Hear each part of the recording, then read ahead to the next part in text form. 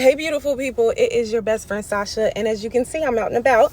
So I only got a few minutes to give you what I was thinking about, but 2024 was somewhat of a challenging year at the end for me. I don't know about you guys, but happy new year. Thank God I'm in 2025. And as I was sitting there thinking, I'm like, God, you gave me the strength to get through 2024, but now what do? How am I going to slay my giants in 2025? How am I going to overcome these obstacles?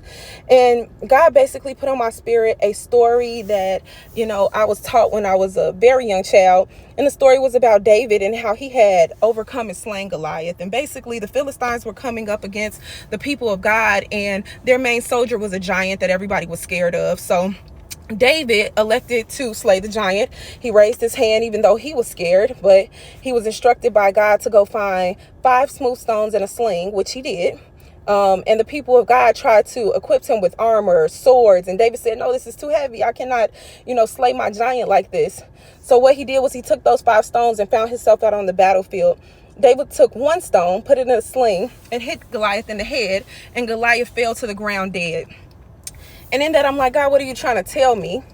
Well, what I got from that is that, this battle that we're fighting is not going to be by power. It's not going to be by might, but it's going to be specifically by his spirit. This is a spiritual thing, and we need to listen to the voice of God so that we can understand what tools we actually are going to need to fight our Goliath, so that our walls of Jericho come tumbling down, because what worked for somebody else may not work for us.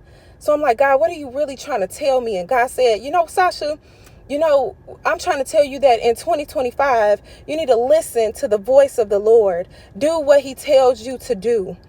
I hope that this encourages you today. One reason is because how you fight your giant is not going to be how I fight my giant. And you need to listen to the voice of the Lord, just like I need to listen to the voice of the Lord. He's going to be the one who's going to equip us with the strategy so that we can find our smooth stone. In 2025, I pray that God leads you directly to that smooth stone, that you put it in your sling, and that you take that giant down. Bye.